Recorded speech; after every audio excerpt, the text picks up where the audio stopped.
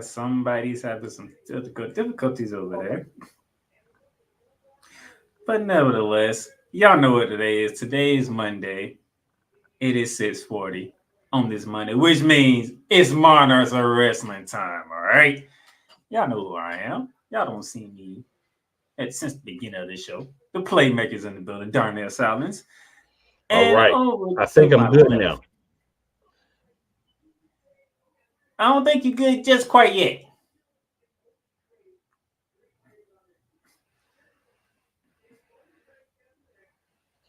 All right. So the guy over here who's having technical difficulties to my left, that's the man who is the brains of this whole show.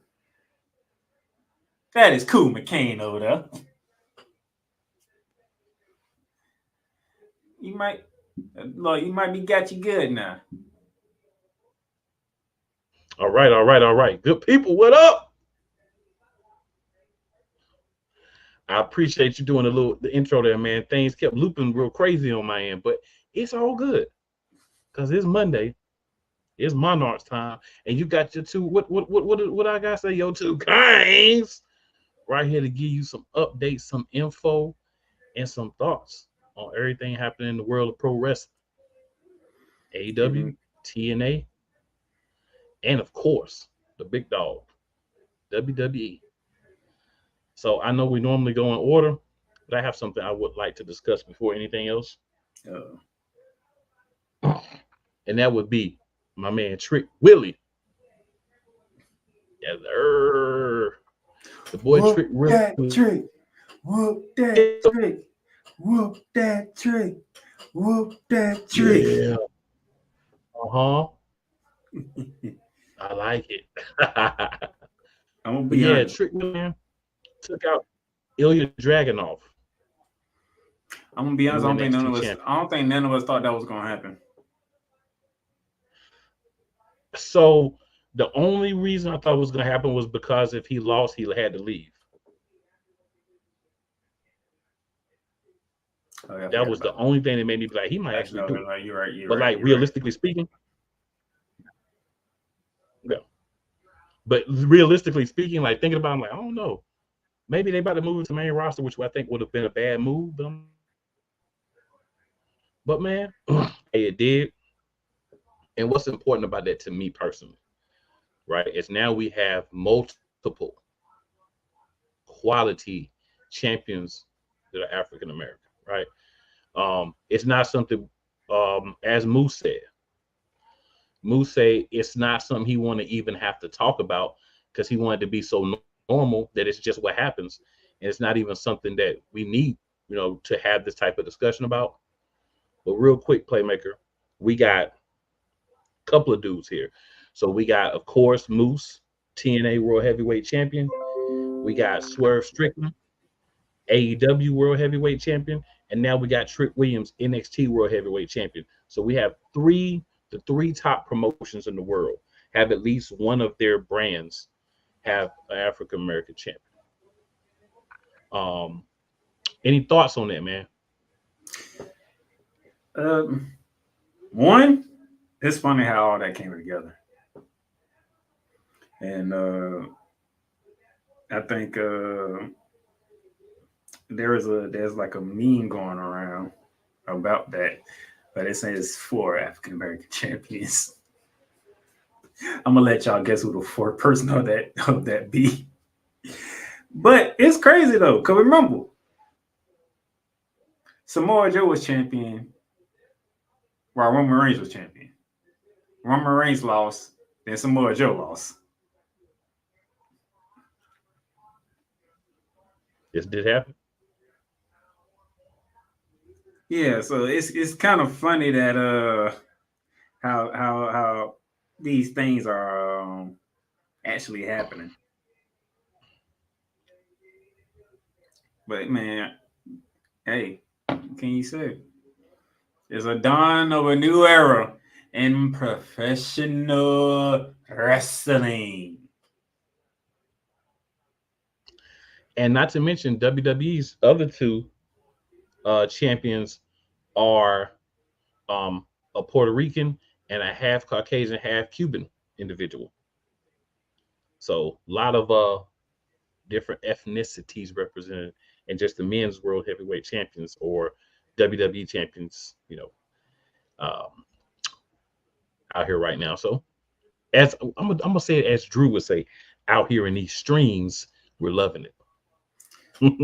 We just started, my sister. We just got started about like 7 minutes ago. All right, Daniel Berry Sports is in the building. What up, Daniel, man? Appreciate you always checking in, bro. Says happy Monday, absolutely. And then of course, Yolanda, what time we start? A little technical difficulties there, so we got a little bit of a late start, but hey, we in the building, got things figured out. So it's time to chop it up. Whoop right, that so, tree. Whoop yeah. that tree. Whoop that tree. Whoop that tree. Whoop that Yeah. tree. Whoop Okay. that tree. I'm sorry. I like it. I gotta close that out. I gotta close that session out properly. Gotta close that one out properly. Yep. Yeah, excited about that, man. Just excited. You know what I'm saying? Excited. All right. So let's also go a little bit more out of order here, Playmaker. Let's first dive into the AEW situation here, because that's a little juicy. I'd like to talk about it. It's not too much with TNA, but let's talk about AEW. I mean, what do you want to go? Do you want to go with the bad part first, or do you want to go with the part that's taking over? I mean, let's go with the bad part first. Okay, the bad part. Y'all know what the bad part is? You know what the bad part is? Cool McCain, his guy, hasn't yet to touch the mic since he's been champion. It's been a whole week. The man ain't touched the mic yet to speak on the accomplishment that he made. Not based on when? On Collision. On Collision? Yeah, he did on Collision. Okay. That man been in. He should have on Dynamite though. He actually should have on Dynamite. Definitely. He should have. Oh, he opened up Dynamite. In a match. He didn't even get the opportunity to come out here and say how he feel, how he won the championship, what it means to him, and then say, I'll take on anybody. He didn't get to do that. Like, come on, man. True. Very true.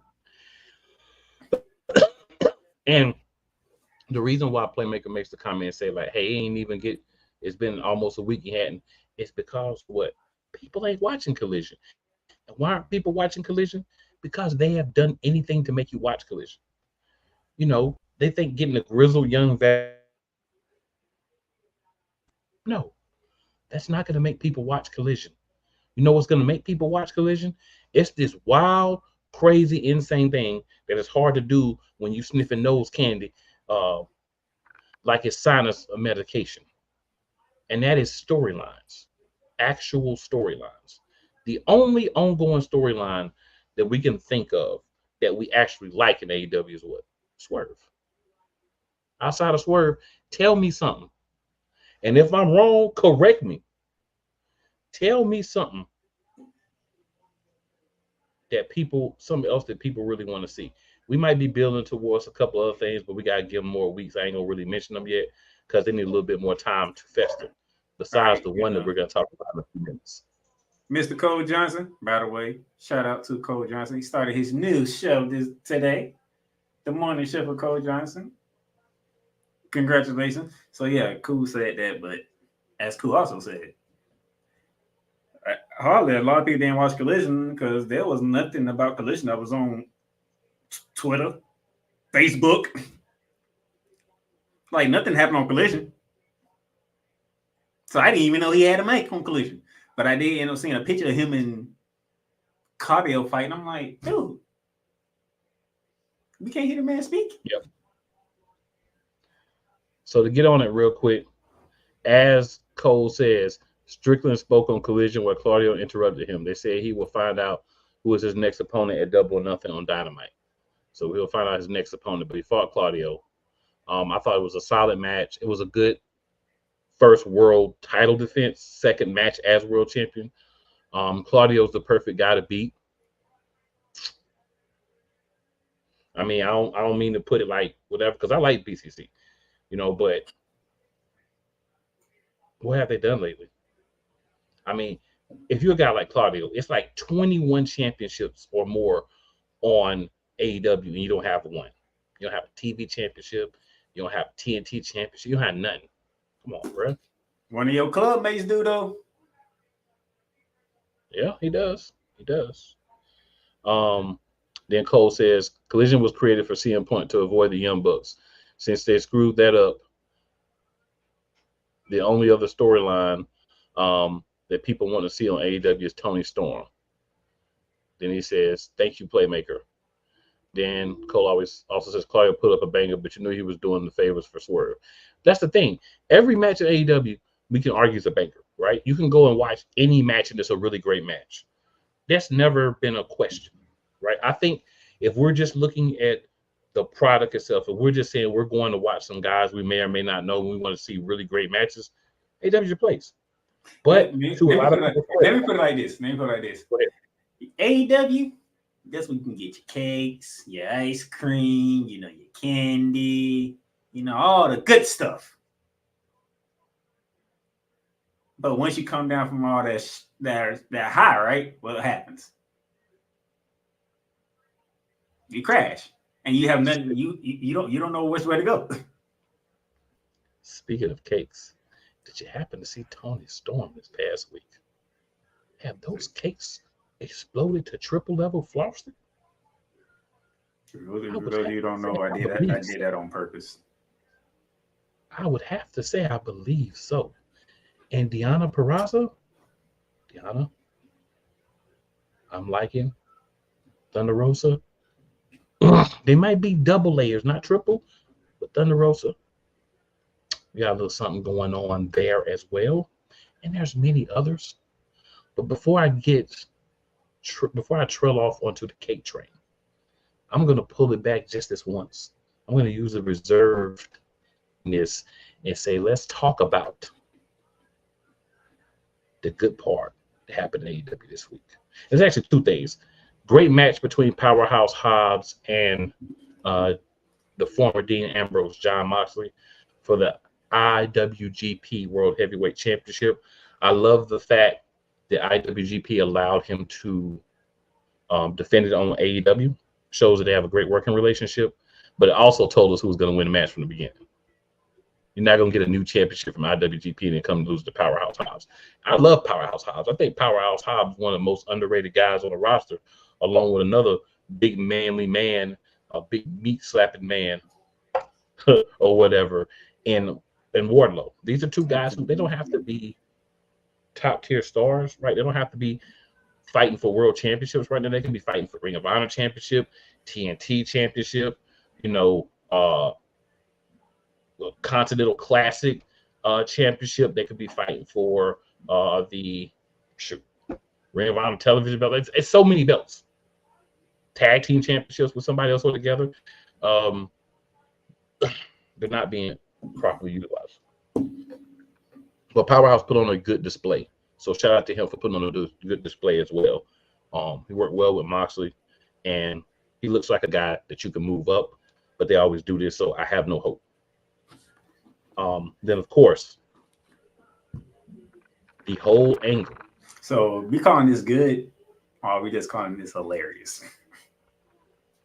I'm going to call it a little bit of both. Okay. It's good because it's something they can play off of and hopefully build and have a great angle off of. No guarantees that they will. I'm not trying to sell y'all a bill of goods that that's what will happen, but it should happen. And yes, Cole, Deonna can get it. We completely agree. All kinds of cakes, pound cakes, everything. It's everything. So Cole says the best thing about AEW this week was the last Dynamite segment. Okay. That's what Cool finna get into. Yeah. So, Jungle Boy. You see throughout the show, he shows up with the Elite. We go to the ring and they go talk to talk.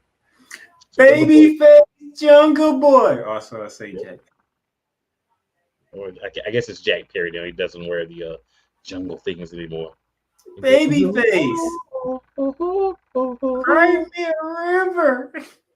And he even got him a little beard and stuff now. Little tough guy.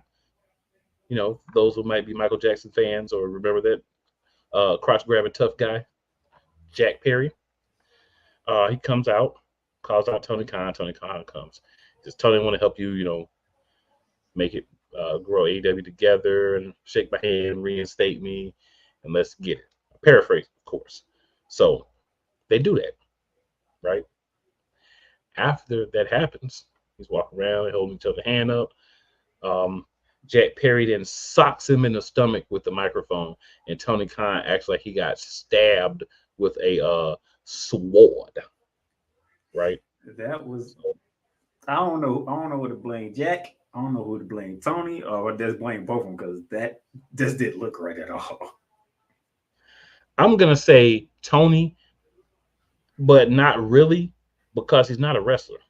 But what should have happened, in my opinion, you hit him with the mic in the stomach and he keels over and it falls flat on his face instead of falling backwards like 10 feet. You know what I'm saying?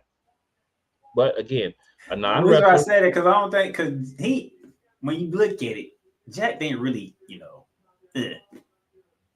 like touched him with it. I'm like, well, he made it loud enough for the microphone to go against him. So I think it was definitely an oversell. But when you have a guy that's not a wrestler, hasn't been trained to wrestle, you get those oversells. Again, what we always talk about with Tony Khan, he make it rain with the powder. So when you're doing that, you get these type of things. Yep. You know how LeBron do? We throw the stuff up. Tony just put his head up and go right in the air. By the way, that guy he just named need to go to Cancun tonight. That's my soapbox for this. That's my soapbox for this episode. That guy he just named need to go to Cancun tonight. Time to go home now. So then the Elite come out. What are you doing? That's our boss. What are you doing? Yeah. And then you see the setup soon, both of them grab him like, bruh, both of y'all gonna grab him. Like, really? Then they gave him a pile driver, top rope assisted pile driver. They called it the TK driver on me, so I was trying to figure. They did, but I'm just gonna make it simple for those who didn't watch, don't know the technical terms, but maybe our fans pro wrestling don't know all the technical terms. So double rope, basically, one guy got him up like that for the pile driver, the other EVP dialed him on the ground, so he's not gonna be on the road until he's healed up. The funniest thing about this is I love the angle, by the way. I love the start of the angle. We got to see how it plays out. I'm not going to ride in the ground yet. Go ahead. I have to. I got to give Tony Khan credit. Yeah. This man literally went on NFL Network with a net brace on. Mike Galafrolo and Steve Weiber, they couldn't even take it seriously.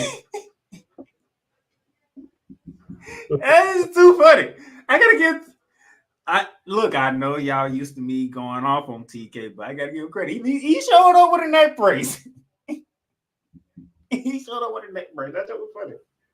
And because he does sniff a little powder, and that sometimes desensitizes pain, he did turn a couple of times like you shouldn't be able to turn when you're wearing a neck brace. We're gonna forgive him because we know the powder make you, a little more invulnerable. Numbness to the pain. Yeah, than a regular person. So and then he put WWE in the he put WWE in the wine column, not the soda column, the wine column. Tell the people what he said, man. Just tell the people what he said. I can't even say. I can't remember the call off the top of my head. I can't remember what he said off the top of my head. That's it. Steve, why I looked at him like my girlfriend was like, all right, we're not gonna do that. We get it. And that was the moment where it went from I'd be joking about Tony Khan and the powder to this is definitely what's happening. That was the moment. He said AEW is the Pepsi of wrestling.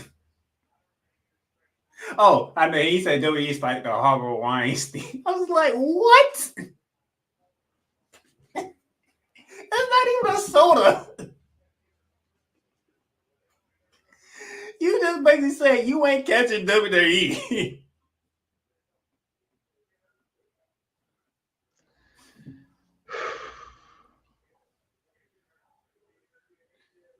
Oh man. I'm gonna blame it on the powder. You can blame it on the pub, but hey, TK gave me the laugh of the weekend, man. I was like, I'm sure he did. He's actually on for that.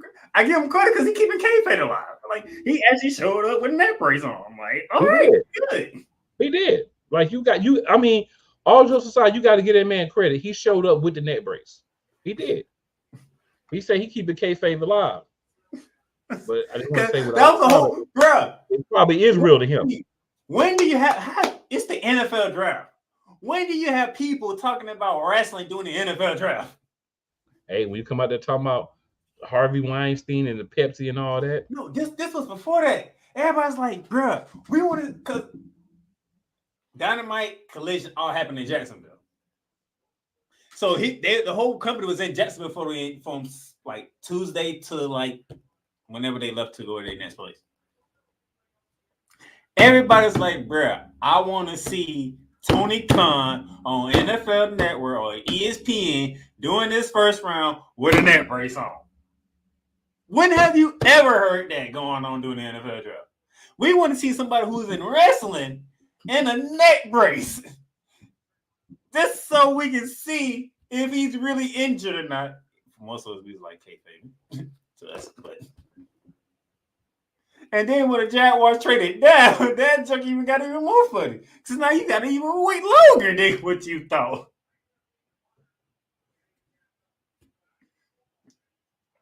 And then when they did pick, you didn't even get to see the war room. A picture had to circle through social media for us to finally see Tony Khan. And then he appeared the next day on Friday on NFL Network. Shout out to Tony Khan. I give the man credit. That man put AEW on the map during the NFL draft, which is something you're not supposed to do. Correct. Now, quickly, a couple of comments. So Yolanda said, Swerve said, whatever they called it, laugh out loud. So I want to give my man Playmaker some quick props. So Playmaker was saying, hey, they're gonna put Jack Perry up against Swerve. I'm like, I don't know if they're gonna do that right away, but it does make sense probably. They're gonna do that right away. After that promo that Swerve gave, that obviously my co-host hadn't seen yet, but after that promo that Swerve gave about how there was a B move and how basically he's not a fan of that, and Tony Khan gave him the opportunity he didn't get somewhere else. We know what he's talking about. It's gonna happen. It may not be like next month. He called Jack Perry out. He called the whole group out. Oh, he called the entire group out. Yes.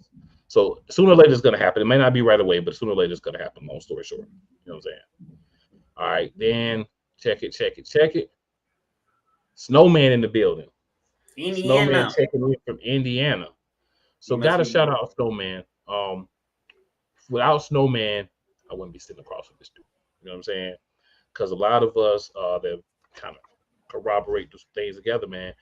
It started from Snowman having us on the show and us being able to kind of build that brotherhood and that bond there. So shout out to Snowman for kind of connecting a lot of people. You know what I'm saying?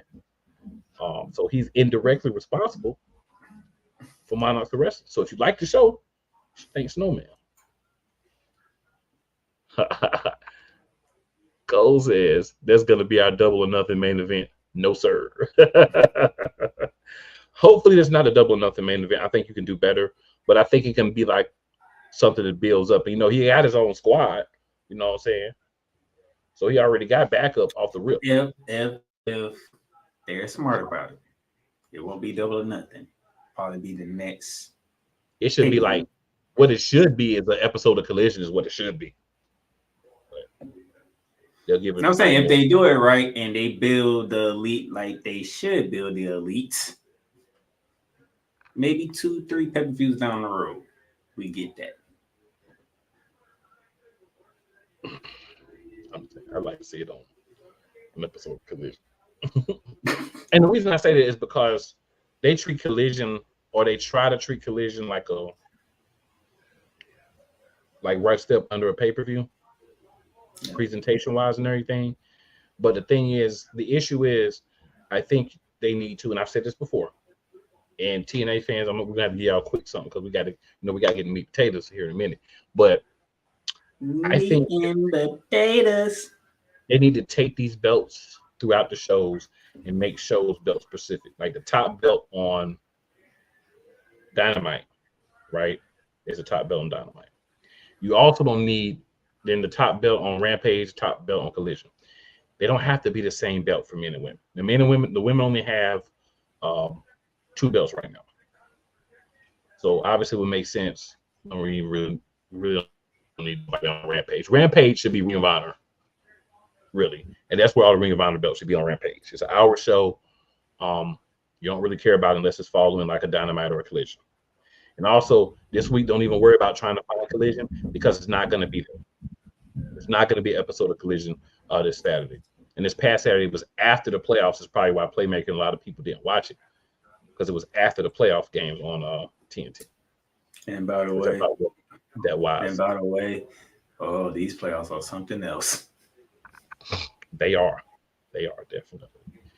A lot of juiciness happening, but I said to say they got to find a way to redo the belts. Like maybe you defend the TNT belt more on Collision, you defend the tag team belts on there more. Every once in a while, you have some guys on both shows, but you need to define to an extent rosters. It doesn't have to be a solid like you're only on Collision, or you're only on Dynamite, but you're mostly on Collision, mostly on Dynamite. And if you're on the other one, it's like a special thing. Like you see Swerve come on Collision, that's a big deal.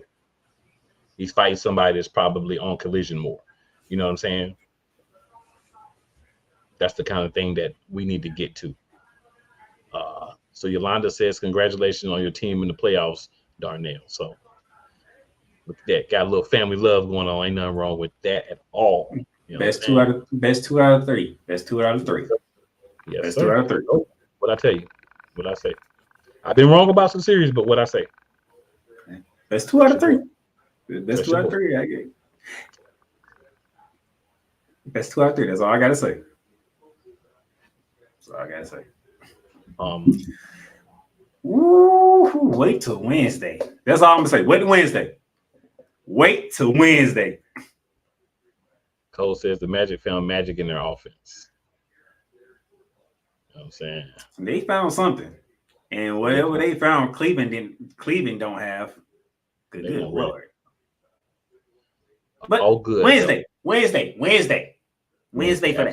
That. So before you move to the main thing, because I know you can give me props on this, but I really don't want it. I did say the reason why they'll probably put the belt on Wednesday Night Guild, and that happened to come to fruition. You did. I was about to say something about that, but hey, you already done. Oh, you all right? Y'all know how I am when it comes to Mercedes Moné. But something's not clicking in AEW with her. It might be just me. But I feel like something's not clicking with her in AEW.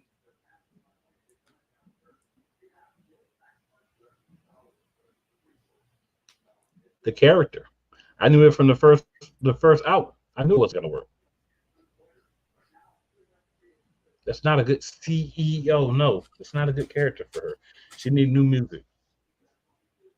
She start coming out and doing all this and whatever, and just come out and be Mercedes Moné. You don't have to be CEO and do all that and rings and all that. Let that go. Come out and be Mercedes Moné. Show us Mercedes Moné. That's what we want to see. We don't want to see something that sound like Tony Khan made up in the middle of one of his business sessions. You know what I'm saying? We can't click because it's not a real person. Can't click with a, for lack of a better way to put it, you can't click with just a corporate made up bland character. This is bland. Music, everything, it's bland. If you coming out to regular music and you saying I'm the CEO Mercedes Moné, all right, cool. but we coming out with this whole CEO and this whole jumper thing and all. It's just not authentic. And it's not because she didn't go to WWE. You have the chance to have a lot of input in your character in AEW. And this is part of her choosing. So let's not act like this is all Tony Khan. These people, all they got to do is wait till this man gets zooted and they can tell him whatever they want to do, and they got an opportunity to run with it. So this is a lot of Mercedes Moné herself. This ain't all on AEW. This ain't all on Tony Khan. This is not, oh, she went to WWE. No. Mercedes Moné wanted to try to do this. So what she need to understand is it's not working and make some tweaks to it. It's not. That's my take on it. And I want her to succeed, but I didn't like the character from the first time she came out. I didn't like it. And I said so on here. And I still stick with that. And everybody else is starting to see it. I just had that feeling like, okay, so you got Will Nightingale for the TBS Championship. Even though Julia Hart to my co-host saying he should have kept it, I was like, well, you just brought Mercedes Moné in, and the idea is when you bring somebody of that caliber in, they first feud should be, should make sense. Well, the only person she only wrestled that's on the AEW roster was Will Nightingale. So to my mind, I was like, okay, so championship match for one person, the other person who you fought with, plus quote unquote injured, and another promotion is now in that same company. It's just too much sense to not go that route. Three-way would have been even better because you could have had either one of the three women win match, and you still could have made Mercedes Moné look strong if you didn't put the belt on her. He said three-way, huh? Put a pin in that three-way because another company is doing a three-way for their next PLE. So what? Said put a pin in that three-way because there's another company that's doing a three-way with their women's champion at their next PLE. Hey, there's a championship match all the time. There's gonna be three ways. It is what it is. You could have did a four-way and put Julia's little buddy in there. Whatever. You know what I'm saying? Ladder match. You know what I'm saying? Hardcore match. Parking lot match. Buried alive. Whatever you want to do. It's not clicking with my girl. Like, and for me, I can't even finish watching her clips. It's like, it's not clicking. It's just not. And I love Mercedes Moné.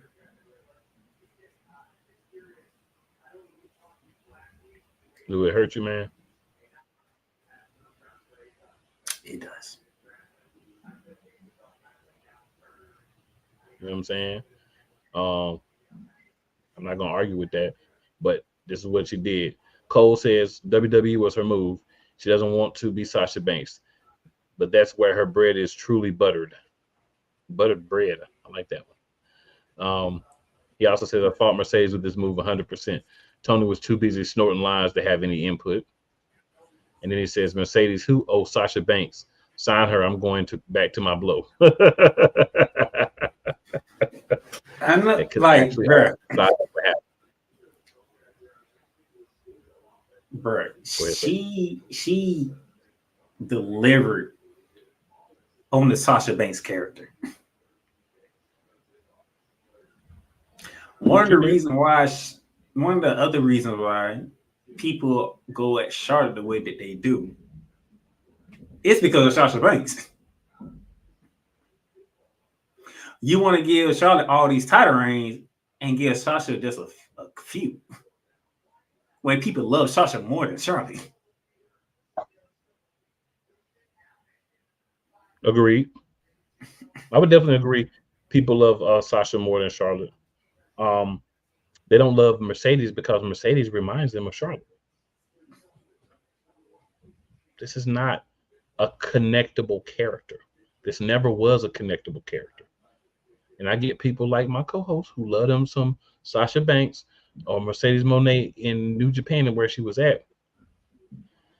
Everybody doesn't need control of their character. I'm going to just put it out there. Sometimes you need someone to tell you what your character needs to do. You know what I'm saying? Sometimes giving people too much freedom is not a good thing. And I do believe that this is a case of that. Man, let me replace that word. We're gonna take the word freedom out. All right. We're gonna put the word power in there. I'm good with that. Because there's something about power that people just want, but don't know how to handle it. Good with that. I'm good with that word switch, sir. I'm good with that all day. All right. I think it's a good time. So we're going to. Yes, sir. I was just about to say great minds think alike. We're going to go ahead and hop into a break. Then we're going to slide back through, hit a little TNA. Then we'll give y'all a chance to let everything marinates and everything. And then we'll go bust it hard on the WWE after that. So let's get to it. Hey, Eagles fan. Join my man Cool McCain and a host of others as they break down every single game, every single week in an objective manner, and also from a fan's perspective as well. Remember, this cast feels just like you. Nobody likes you. And you don't care. Fly, Eagles, fly. Eagles Elite Podcast. Every Wednesday at 8:30 p.m. Eastern on YouTube and other podcast outlets.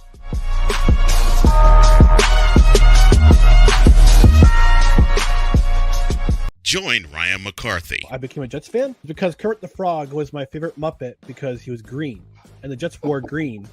That's how I became a Jets fan. And Dustin Henry. ESPN is cashing all in on let's pay a few personalities and we'll just kind of fill in the gaps. As they walk you through all of the world of sports from their perspective. The Albany Empire, it's a literal circus. No credentials required. Where, Ryan, say the tag. Where you don't need a press pass to talk sports. Every Monday at 8 p.m. Eastern, 7 p.m. Central. On YouTube and where you can find all podcasts. Rams fans all around the world. It's a beautiful thing to be a Rams fan right now. Stafford's back.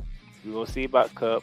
And running back Kerryon Williams to return. Lend me your ears, or should I say lend Playmaker your ears, as he breaks down week by week everything in the Los Angeles Rams canon. Number 99, Aaron Donald.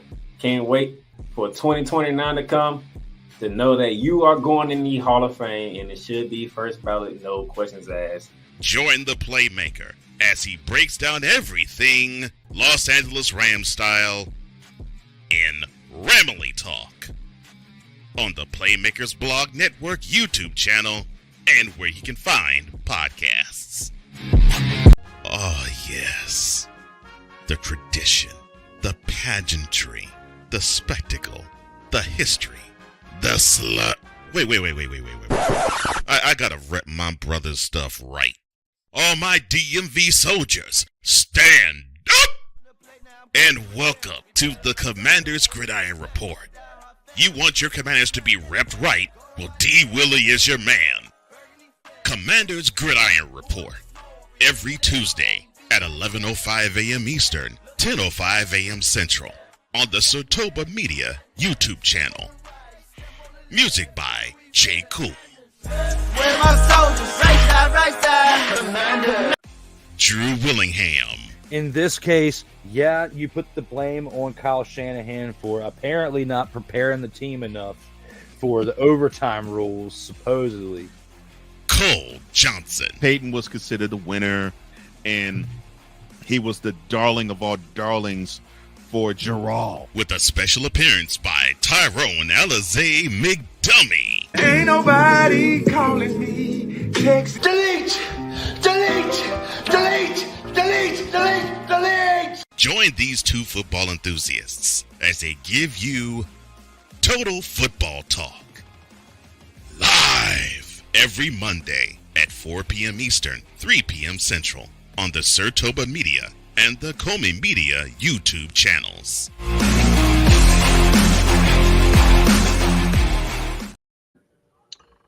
All right. We're back. So want to shout out 503 Angel Radio. Make sure you're checking them out. And also a slight programming note. So for No Credentials Required, it's actually on Tuesday nights. Updated commercial isn't playing for me now, so but I just want to make sure everyone was aware that is actually on Tuesday nights. So if you're wanting to check that out, definitely make sure you check in on Tuesday nights. All right, so we got a couple of questions here. We're going to answer real quick. We'll go through TNA, another break, then we're going to dig into the meat and potatoes. All right, so AP says, don't judge me question. Would you rather be in a ladder match against Jeff Hardy or a submission match against Kurt Angle? Oh, definitely a ladder match against Jeff Hardy for me. Can I choose? Because he might be too drunk to do anything. Go ahead, sir. Can I choose neither? If you want to. I choose neither. And the reason why I say neither, because yeah, you can say the ladder match with Jeff Hardy. Here's the problem. There's one factor that don't give a crap about who you are, what you do, how much you weigh, how tall you are. You know what that is? That's gravity.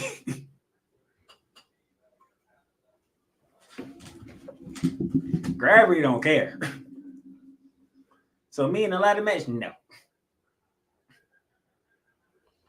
I do a ladder match against Jeff Hardy. He'll probably be too drunk to do the ladder match anyway. So we get out there, and then they have to take him to the back, and we don't even have a match. So I'll go ladder match with Jeff Hardy. Because Kurt Angle, even when he was his peel popping and all that, and hooked on painkillers, he still got that break your freaking ankle. So if I got to pick, give me a ladder match with a drunk. Just my take. Doesn't make it right. People may not like it, but that's how I feel. Gravity plays a great factor. Well, when Kurt Angle wrap his legs around your leg, drop back down on the ground, and start wrenching your ankle, you go the ladder match. Hey. As soon as I get put in that ankle lock, all right, I'm done. They might tell the referee to not call the tap right away. Go to an angle where they can't see it and be like, hey, don't let him submit for like a minute at least. Let him feel a little burn. No, they ain't even gonna know.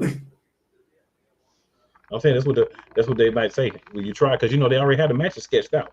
So they're gonna be like, exactly. I just don't tell them what my final thought is. That's fine, but they gonna still do what's on the script. When you tap out, they just gonna change the angle and be like, wait another minute before you call for the bell. But see, in the ladder match, I could control if I go off that ladder. Because when I get ready to go to the ladder, I could just fall off and then push him off. And the other thing about ladder match is no rules. So right. So I can have the homies come in and beat up Jeff Hardy for me and all that. Can't do that against Kurt Angle in that submission match. So I'm gonna go with the ladder. You don't want to go with either one. That's cool. I'm going neither. That's fair. All right. So a bone in my body, so I don't want to try now.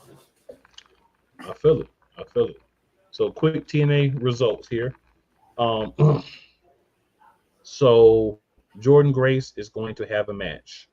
It is going to be against Gia Miller. Oh, excuse me, not Gia Miller. She spoke to Gia Miller. She's going to have a match with Miyu Yamashita. It's going to be for the Knockouts World Championship next week. Of course, Yamashita, just like I said, she's going to take the belt from the Juggernaut. When we're talking about cakes, those are power cakes for sure. Yes, Yamashita got a little something she's working with too. She's working. Mike Santana got another win. Steve Macklin re-signs with TNA. Trying to see anything else of note happened. Josh Alexander beat Frankie Kazarian. I'm sure we're not surprised about that. Frankie. AJ Francis, Rich Homie Swan, and Bun B came up. Just in case you didn't get this last week, we didn't go into too much detail, but at the tournament, Sean Marion in. He pretended for like 2 or 3 minutes like he was arguing with AJ Francis, and he turns around and clotheslines the snot out of Joe Hendry and does his thing. Zaya Brookside defeated Ash by Elegance. There were some cakes in it, Max on Zaya's side, so that was pleasant to see. It's always good to see some cakes, but not much. Sammy Callahan's back. He beat the Good Hands.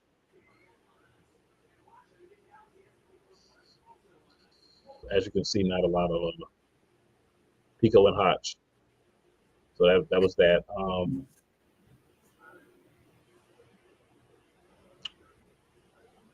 That's about it. It wasn't that great of a TNA show, which is why I kind of want to stick it in the middle here. It wasn't a lot that was going on within this episode.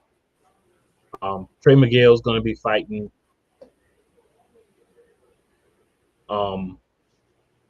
Mustafa Ali at Under Siege, which will be their next pay-per-view. So we'll start to see build-up for Under Siege. TNA, they give you X amount of people a week. They're involved in something. They give you what they give you, and then they keep it moving.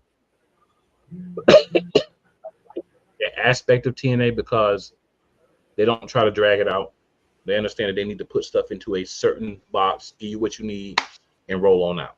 And they do a solid job of that. So, ladies and gentlemen, as promised, we'll have another quick commercial break. After that, WWE Talk. Let's get it. This is Brett, and you're watching Shady Sports Network. Tune in, hit that like button. You might wonder, what do these guys do? Player signing announcements.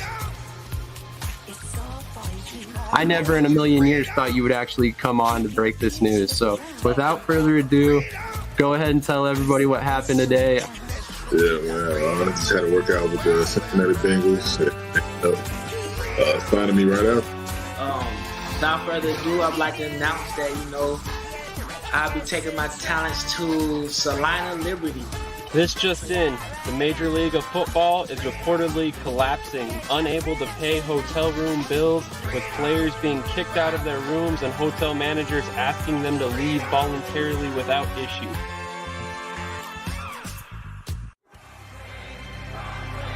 Whether it's the men's college game, the way that this season has been going, anything is possible. The women's college game, And how passionate Ancient Reef was at that press conference, they got their mojo now. The WNBA, AJ Wilson on Twitter 1 and 2, followed by Brittany Griner, Aaliyah Boston, Jackie Young, or the NBA. The Lakers had a 0.8 chance of winning. And then what happened in the fourth quarter? LeBron James by himself outdid the Clippers. You will get any and all of the information right at your fingertips or your earlobes. Join the Playmaker as he breaks down all things basketball in Shooting Lights Out on the Playmakers blog, network, YouTube channel, and where you can find podcasts. Everything Boston. I love you morons. New Kids on the Block, New Edition, Dear whatever the law firm is. Sincerely, the U.S. Supreme Court. Ben Affleck, Matt Damon. Go yourself again, Jason Whitlock.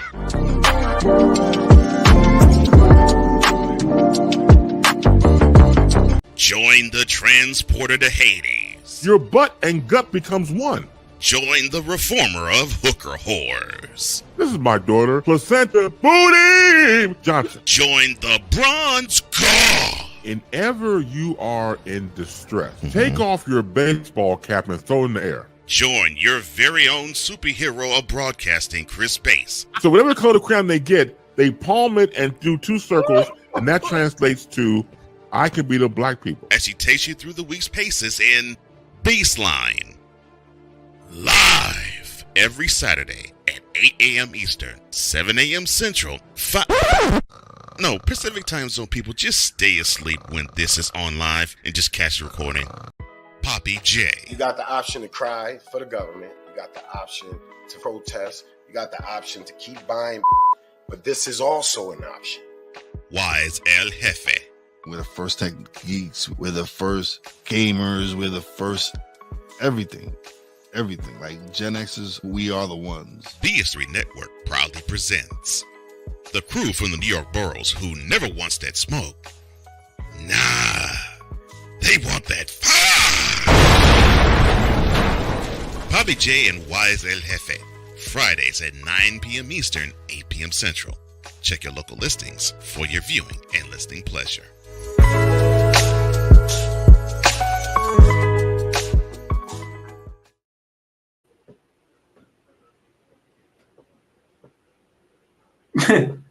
My co-host is on mute again, so which is interesting. But nevertheless, we are back from commercial break, and it's one thing left to do, and we got 30 minutes to do it. So let's get it.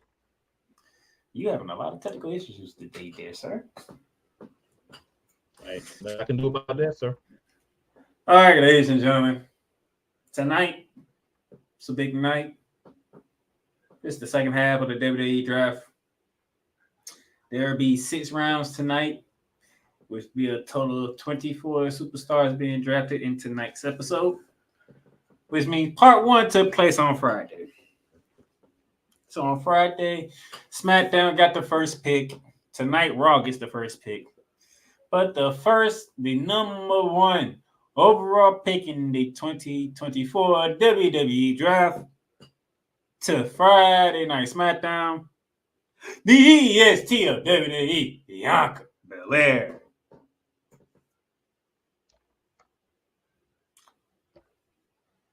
So Raw had to respond. Who does Raw respond with? Main event, Jey Uso. Bianca won, Jey Uso 2. Hey, we're getting somewhere here.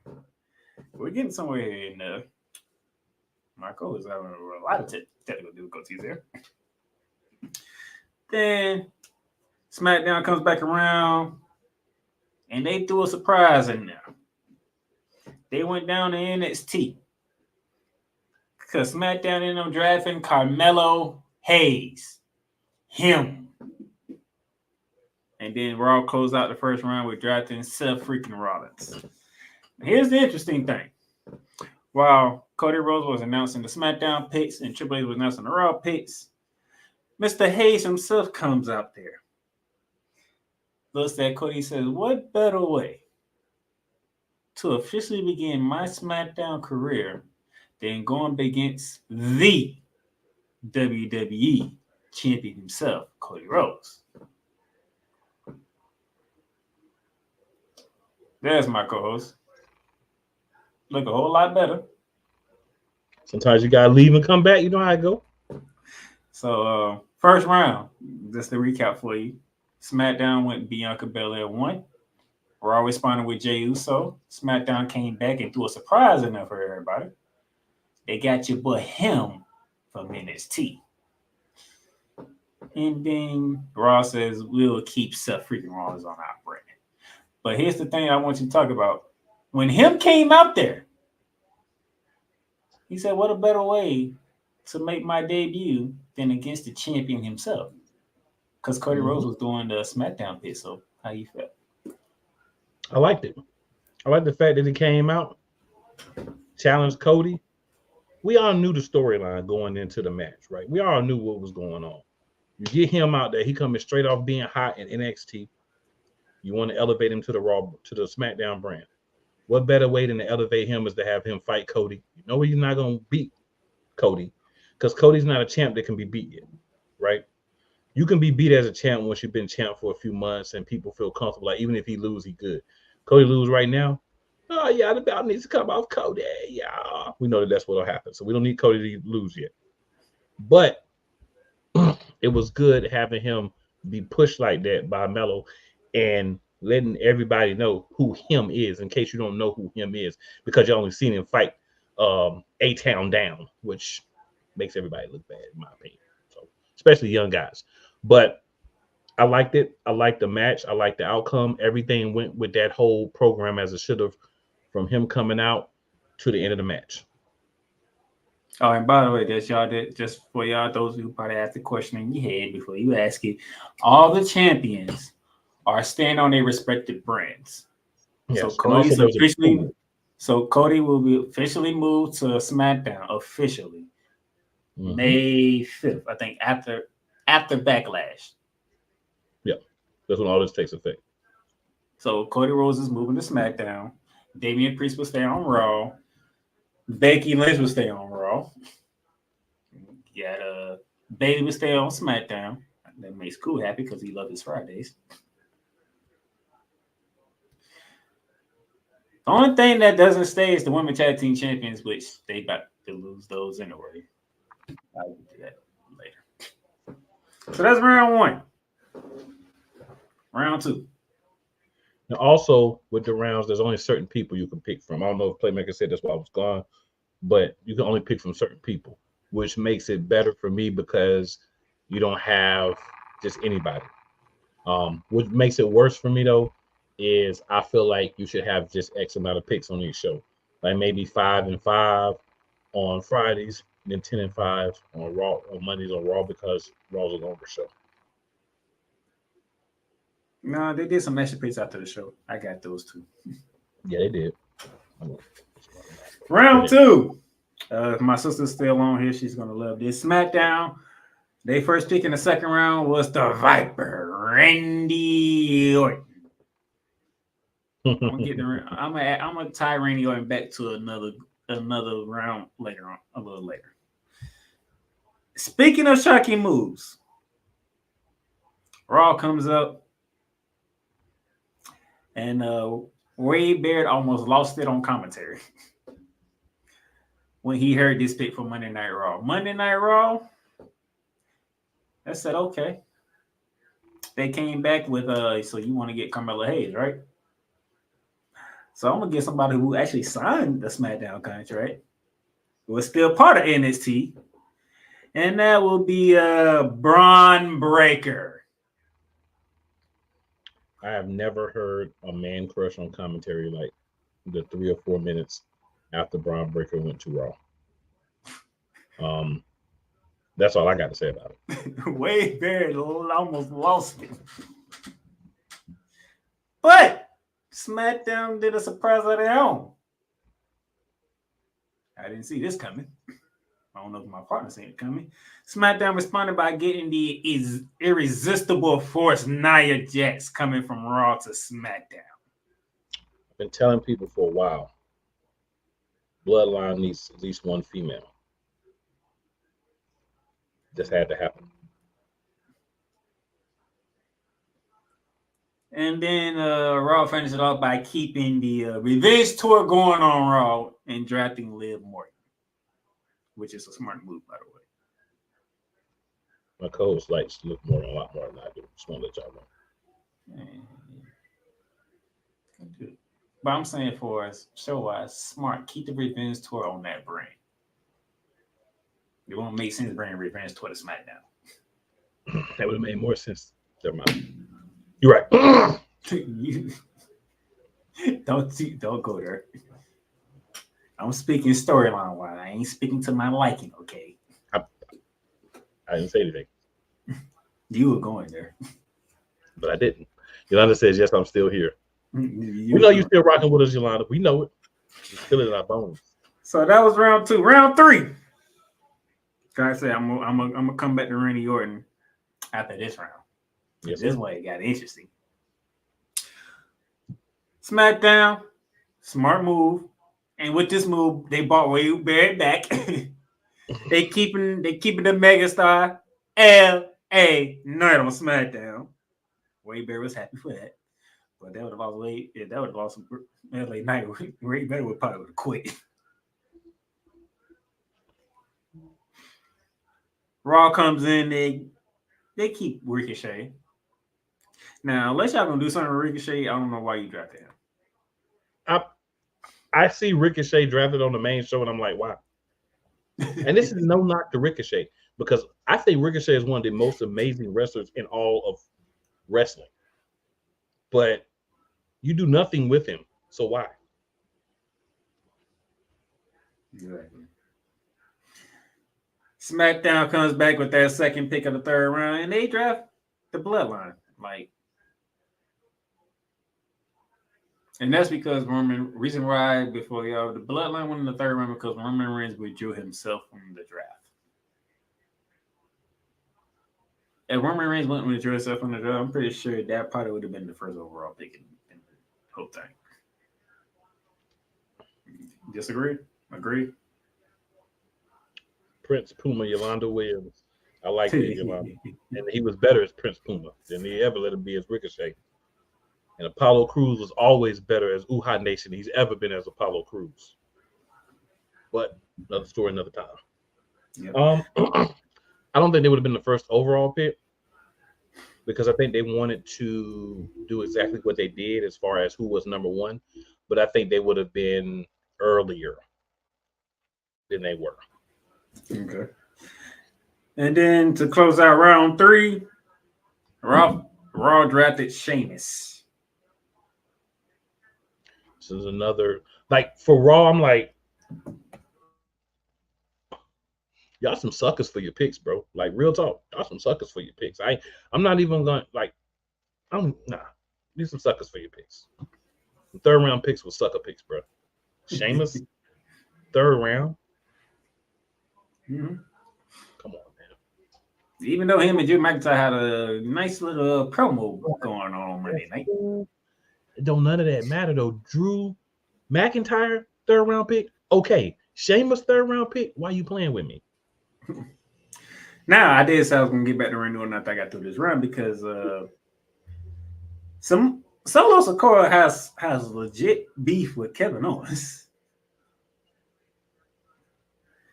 And they was beating the hell out of Kevin Owens yet again. Who shows up? I hear voices in my head. Here comes Randy Orton to the rescue. So Randy Orton has injected himself into the bloodline once again. Shocking move. And that is sarcasm in case you couldn't tell the dripping of it. So now, also, since I'm going back to the 2nd round, thanks to Nia Jax and doing what she does best and pretty much destroy everybody whenever she feels like it.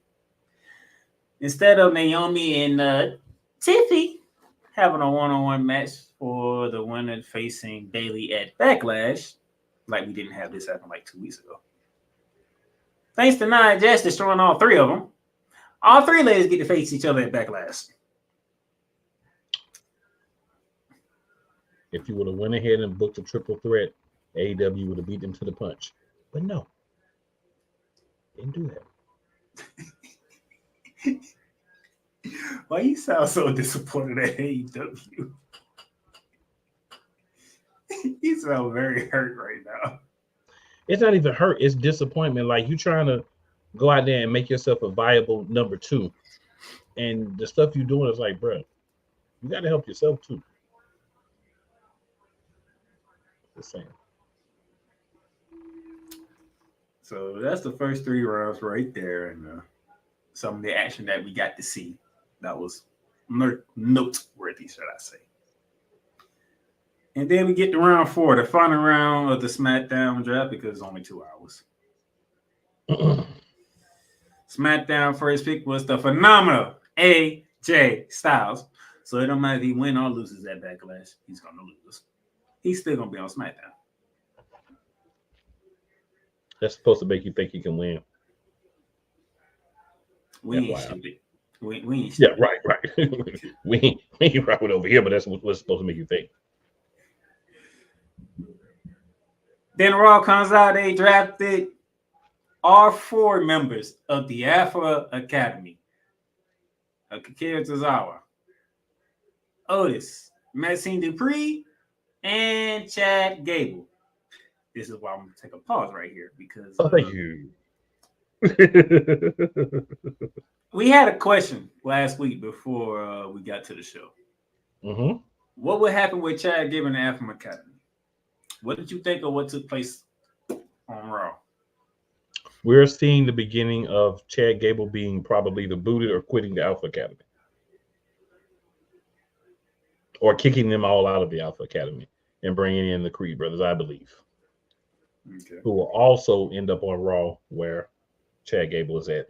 Coinkadinkly.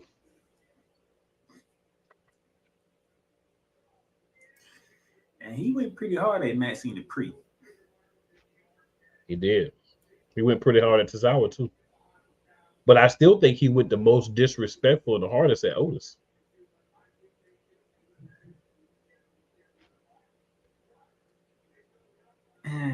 It's a tie between Otis and Maxine. Because that crowd reaction towards them two was about the same. True. And Very then true. on top of that, Becky Lynch, before she went on to win the World Heavyweight Championship in the Battle War that we covered last week, she had a message for Maxine Dupree before going out there. That's crazy though. They use Becky Lynch to, motivate Maxine. Smart move or bad move? So I don't care move for me. I'm gonna just go ahead and say this now since we're talking about Becky Lynch. Personal opinion, nobody has to agree with me. I say all kinds of stuff that people don't agree with every day. So I'm about to say something that I think people don't agree with. Becky Lynch winning that championship. I'm with everybody else that's saying it. It's Becky Hogan, in my opinion. Like, you got to be using the backstage politics. Like, why are you even champ? And I know Bully waving on Busted Open. I listen to that and blah, blah this and blah, blah that. We can all take whatever we want and make whatever storyline. But Bully Ray ain't no writer for WWE. You know what I'm saying? He giving his opinion just like everybody else. He was a former wrestler, so I'm not saying his opinion doesn't hold any weight, but I don't like the move at all. You could have went with Nia Jax, not moved her yet.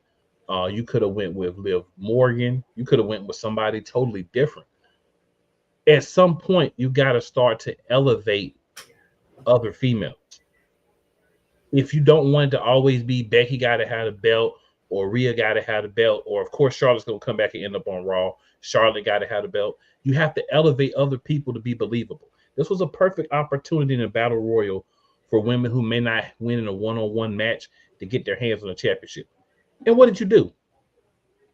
Becky Hogan.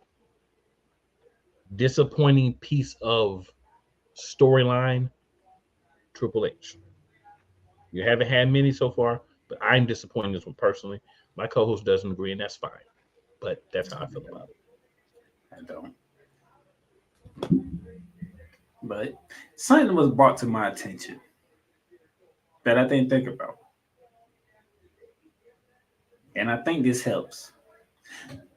I think this helps with the Liv Morgan story, the revenge tour.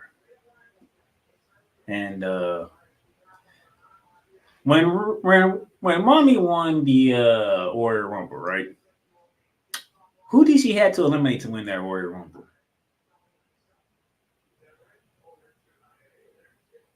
That would be Liv Morgan. That would be Liv Morgan. Right, yeah. When Bayley won the Warrior Rumble, who did she have to eliminate to win the Warrior Rumble? That was Liv Morgan too, right? Liv Morgan. When Becky just won the World Heavyweight Championship, who did she have to eliminate to win the title? Liv Morgan. There's a theme of Liv Morgan is always the runner-up. She could be the runner-up. I just don't like who was the winner. So she didn't have to win. I didn't really care if she won, but could have been somebody else. I get that. But if the storylines is going to be focused on Liv Morgan, you want her to beat somebody noteworthy. Right, but now this goes to your point of where that WWE hasn't really brought up many female superstars like that to, help.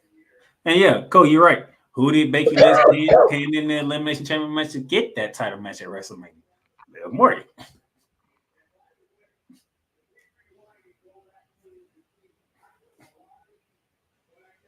Which actually adds more to Liv Morgan's revenge tour because Becky beat you twice for either a title opportunity or for the title itself. So Becky got you twice. Technically 4 times because she beat you in a couple of single matches too, without a title being involved.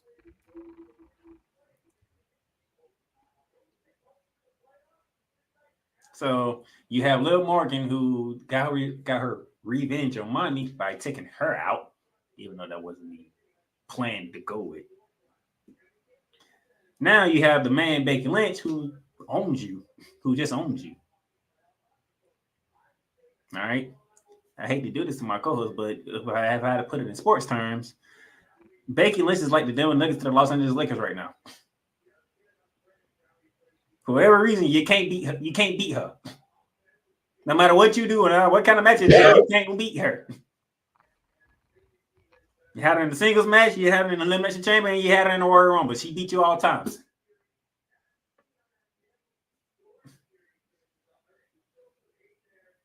You might not like the champ, but we going storyline wise, and we're going to keep this revenge tour going. Becky Lynch need to be next on that list to get dealt with. But why not? So here's the question. Serious question for you. So you give Becky Lynch the belt so that she can lose the belt to Liv Morgan before Mommy gets back.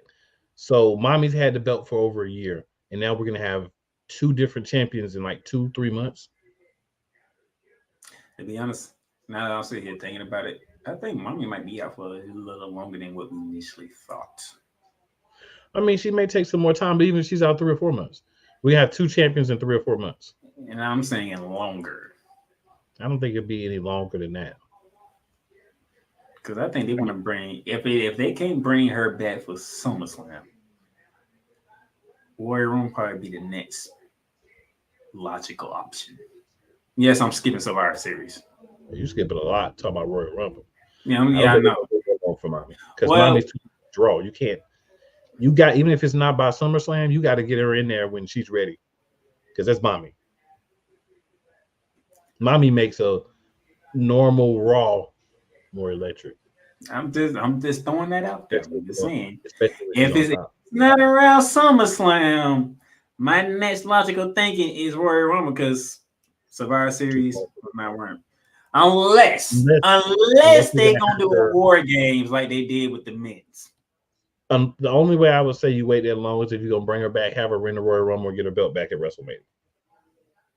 If you want to keep her away from the title picture for that long, you could do that. But if you're not going to do that, it doesn't make any sense to me. Just personal opinion. Unless they're doing War Games with the women at Survivor Series, I'm going. You know, they're not above doing the War Games with the women, but the problem is who would be on Liv's side. Well, we about to be in the month of May in like 2 days, so that gives May, June, July, August, September. That's 6 months to figure that out. Liv got revenge on the mind for everybody. You know what I'm saying? Only certain people. When showing it, you might think everybody. It's only certain people. I know it's not everybody, but it's all the people that would matter. If you're going by who's beating her, it's a lot of the people that will matter. You're not going to have Charlotte come back and team with Liv Morgan. You know what I'm saying? Well, you might, because you might have her as a heel Charlotte, which is she's much better as. Like heel Charlotte, but what else do we need? But, you know, she normally comes back as the all-encompassing baby face for like a month. 2 weeks. Well, I say a month. You know, I say one pay-per-view to the next. You said a month. I'm saying 2 weeks. Hell, it might take a week. It might take a week this time. It might take from pay-per-view from PLE to Monday night. And I think they do it on purpose. Because they're like, bro, let's give us heel Charlotte and we're good. Let's give us heel Charlotte. You get the big pop when she first come back, and everybody's like, woo, woo, woo, woo, and all that. So she gets the one or two babyface promos, and then here she goes, calling her shot, being a bad guy. Let's hop to the comments right quick here, and now I know Playmaker got a couple more things he's going to talk about real quick. So Damian says, seeing Ricochet and Sheamus get drafted was like Falcons drafted Michael Penix Jr., which I'm still scratching my head. Yolanda says, you're scratching your head. I'm pissed at the Falcons. They don't want fans. See, this ain't a football show, so I can't, you know. Yeah, I'm not going to comment on that. I can't say why, like, y'all should not be like this when it comes to that. Yeah. I ain't going to say that on this show, but on Friday I will. So Cole says, if they angle it for Liv to take the title, then I'm okay with Becky Lynch having the title for now. Cole Cole also says if he has it when Rhea Ripley returns, then that was the wrong move. Saying that Becky has it when Rhea returns. Liv Morgan. All right. No, he was saying. I know he answered the questions that we were asking. And he says Becky pinned Liv Morgan last Elimination Chamber as well. No, we read that one, but fair enough. And then Damien said, I don't see Liv as champion, in my opinion. I don't think she's ready to be the top champion like Becky, Rhea, or Nia Jax. It's because we never, ever, and I mean ever position her as such. But then she's supposed to go on this thing and have her little psycho thing and have her avenged her and then be champion. Everybody's supposed to be like, yeah, Liv. I agree with Damon. I don't even see her as a top tier chick. Yolanda says, let's talk about it later. Send me a link. I will make sure, but it'll be on this same channel on Friday, Yolanda. But definitely, I got you. I'll make sure your brother has it. All right, sir. Oh yeah, final 2 picks. SmackDown. I want to know how my partner feels about this. SmackDown drafted Andrade, who was actually a Raw superstar.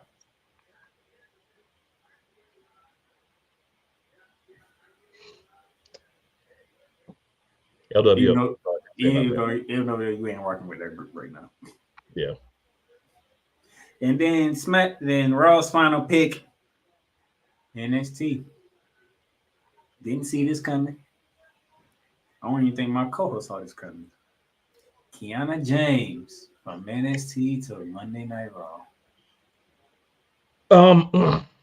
I'm not surprised that she's picked, but I thought it would be like late on tonight because NXT can be picked whenever. But I ain't mad at it. I mean, you get a new female, and it doesn't seem like you could ever get a push on Raw. So you want to be drafted SmackDown if you're a new female superstar. Because if you're on Raw, you're just gonna lose to Becky Lynch. And then after SmackDown went off, they did some more picks. So SmackDown ended up grabbing the OC. Hogan. So pretty much the entire OC plus AJ Styles is on SmackDown still. Cedric Alexander and Ashanti D. Adonis is on SmackDown.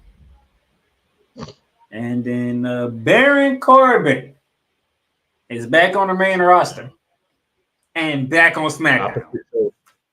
Opposite show from his tag team partner. Yeah, when he found that out, I think he felt some type of way. But took it like a man. Yeah. Then on Raw, the Raw is keeping Shayna Baszler and Zoe Starks. Can you just go ahead and make them an official tag team, please? Because that was literally 2 different picks. Speaking of tag team, Alba Fire and Aladon will be on Monday Night Raw. And Ivar will be staying on Monday nights. Please get him away from wearing the Viking thing, please. Please. Somebody said that they'll think the final test will be better if you have Eric and Ivar as the muscles with Karrion Kross. By the way, the final test did not get drafted yet. I don't think they were part of the draft. Aren't they part of the draft for tonight? They might be part of the draft tonight. So, the Mad Dragon is getting drafted to Raw tonight, just so y'all know. So be prepared for Ilya Dragunov to be a Raw superstar. That's going to happen tonight. Word is he could be a member of a certain group. Gunther likes fighting him better, but I would like him in Imperium. I wouldn't mind if he broke Gunther from Imperium and made him a good guy. Cody's going to need somebody for everybody to love. And I'm glad Cody wasn't on Raw last week, and I would be happy if he wasn't on Raw this week. You know why? Oversaturation. We don't need to see Cody 2 times a week every week. But I won't mind seeing him one more time before he officially is SmackDown. But you're the SmackDown champ now, bro. So we need you more focused on SmackDown and not yeeting with Jay. Jay is a Raw superstar, sir. You got to start separation. No comment. Right quick, Damien says they should have had Jade involved in the Rumble and had her win it. She's not ready for that. She will be maybe by next year, but she's not ready for that now. She got other plans. Yeah. She's gonna get a belt though, but not that belt. Braun and Braun should have been drafted together as tag teams. I assume you're talking about the Wolf Dogs. The Wolf Dogs. So Braun and Baron. They didn't want to make him a tag team because they like Braun Breaker as a single star. Not gonna lie, I thought Alba Fire was cut from WWE because we haven't seen her on TV in a long time, probably since last year's draft. Her and Isla Dawn been a tag team. They're like these witches type tag team thing they got going on.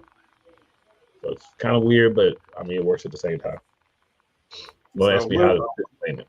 So real quickly before we get out of here, so Jey Uso, Damian Priest, Backlash, Cody Rhodes, AJ Styles, WWE Championship, Backlash. The Kabuki Warriors defending their tag titles against, we ain't come up with a name of them yet, but Bianca Belair and Jade Cargill, which they are winning those titles. I'm going to tell y'all that right now. New tag team champions coming Saturday. Cakes of power.